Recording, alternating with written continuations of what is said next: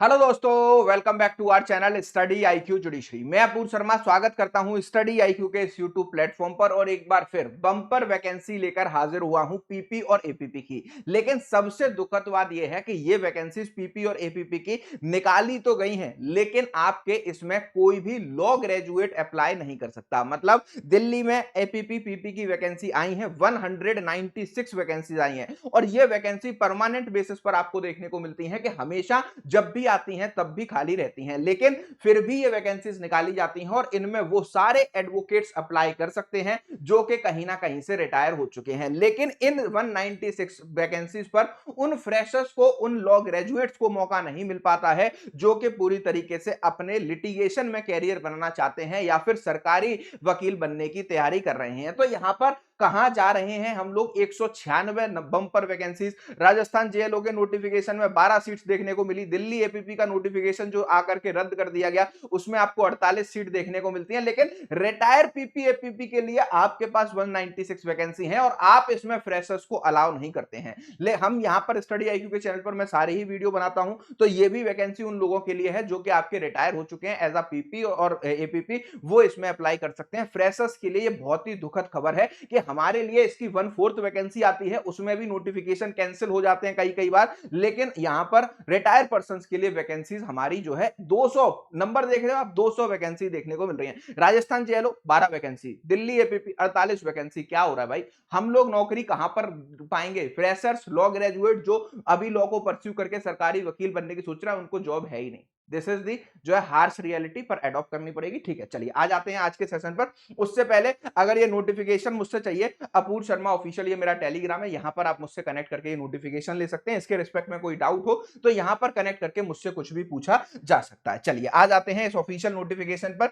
देखिए, directorate of prosecution, government of NCT Delhi 30 Hazari court ने आपकी ये वैकेंसीज को अनाउंस किया है। इसमें आपके पब्लिक प्रोसिक्यूटर और एडिशनल पब्लिक प्रोसिक्यूटर की वैकेंसीज निकाली गई हैं। इसमें आपको देखने को मिलेगा ये टोटल नंबर ऑफ वैकेंसी 196 है। 196 में भी लिखा हुआ है कि ये वैकेंसी बढ़ाई भी जा सकती हैं और कम भी की जा सकती हैं। इसके साथ कौन कौन लोग अप्लाई कर सकते हैं? The candidate applying for the post shall not be more than the 64 years on the closing of the date of application submission. मतलब आप अगर अभी इस फॉर्म को भरना चाहते हैं तो आप 64 साल के नहीं हुए हो जब तक इसके पूरी तरीके से फॉर्म को भरने की लास्ट डेट है। इसके बाद एलिजिबिलिटी क्राइटेरिया की बात करें तो देखिए क्या लिखा है कि कोई भी रिटायर प्रोसिक्यूटर हो, ठीक है, पब्लिक प्रोसिक्यूटर एपीपी पीपी हो, कोई भी असिस्टेंट पब्लिक प्रोसिक्यूटर हो जो कि आपका assistant public prosecutor, additional public prosecutor central government, state government, union territory या फिर अदर गवर्नमेंट एजेंसी जैसे सीबीआई और एनआईए में काम कर चुका है, वो इन वैकेंसीज के लिए पूरी तरीके से एलिजिबल है। मतलब लॉ करने के बाद अगर आपने किसी भी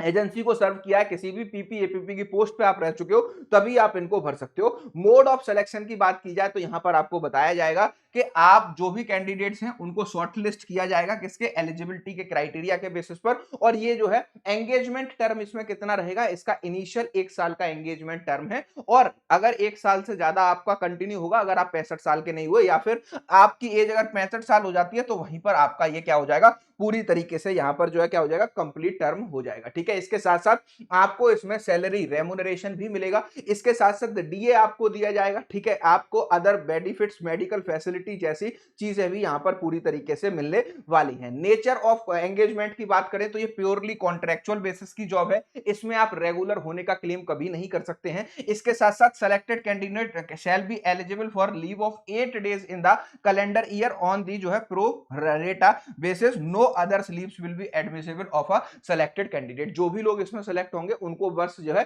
सिर्फ 8 दिन की ही जो है पूरे साल में कैलेंडर ईयर में छुट्टी मिल पाएगी। ठीक है, इसके साथ साथ आपको जो है अगर आप प्राइवेट प्रैक्टिस करते हैं इंडिविजुअली तो उस प्रैक्टिस को आपको यहां पर बंद करना होगा। आप सिर्फ और सिर्फ इन्हीं के लिए काम करेंगे सरकारी वकील बनने के बाद में। ठीक है, वर्किंग आवर जो एज रेगुलर स्टैंडर्ड्स पर रहते हैं वो आपके वर्किंग आवर रहेंगे और यहां पर आपको बताया गया है कि आपकी क्या क्या ड्यूटी होंगी। ठीक है, the selected candidate would assign the work in which is normally assign to a public prosecutor, assistant public prosecutor, additional public prosecutor including the appearing in the court of session and the special court, CGM, ACGM, JJB, judicial magistrate first class and the government of NCT on the behalf of the state in a criminal matter in special cases the selected candidate can be assigned duty of any department of NCT of Delhi with the approval of competent authority। तो यहां पर क्या कहा गया कि आपको जो है एनसीटी दिल्ली के जितने भी केसेस हैं किसी भी कोर्ट में वहां पर आपको रिप्रेजेंटेशन के लिए भेजा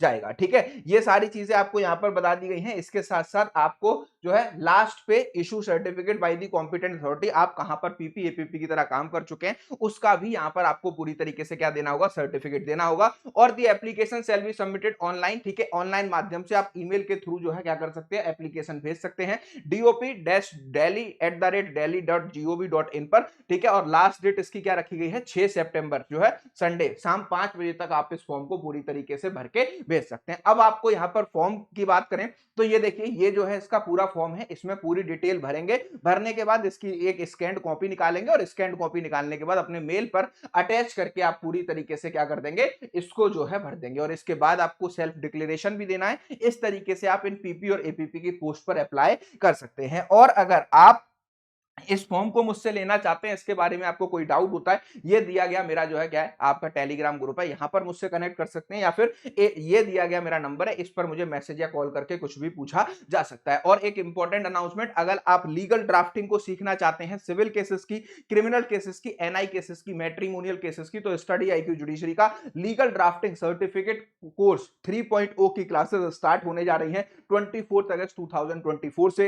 एपीयू के कोड के साथ ये पूरा कॉम्प्रिहेंसिव बैच 7499 में आपको दिया जा रहा है। यहां पर आपको पूरा सिविल, क्रिमिनल जो है, एनआई और मैट्रिमोनियल केसेस की ड्राफ्टिंग, कहां पर कौन सी चीजें फाइल होती हैं, बेल कैसे दिलवाई जाती है, किस तरीके से हम डिफॉल्ट बेल का राइट अराइज होता है, किस तरीके से एंटीसिपेटरी बेल आप कहां पर लगाते हैं, ऐसे ही सिविल केसेस में टेम्पररी परमानेंट इंजंक्शन हो गया, रिटन स्टेटमेंट किस तरीके से ड्राफ्ट किया जाता है, प्लेंट कैसे ड्राफ्ट होता है, काउंटर क्लेम क्या होते हैं, सेट ऑफ क्या होते हैं, अपील कहां पर फाइल की जाती है, कब रिवीजन किया जाता है, ये सारी चीजें इस पूरे कॉम्प्रिहेंसिव बैच में आपको सिखाई जाएगी। हर एक चीज की drafting plus draft 100 editable draft आपको मिलेंगे एपीयू के कोड के साथ 7499 में। आप इस पूरे कॉम्प्रिहेंसिव बैच को क्या कर सकते हैं, ले सकते हैं। इसके रिस्पेक्ट में आपको कोई भी डाउट या क्वेरी है तो इस दिए गए नंबर पर मुझे मैसेज या फिर कॉल करके कुछ भी पूछा जा सकता है। मिलते हैं नेक्स्ट वीडियो में। Thank you for watching.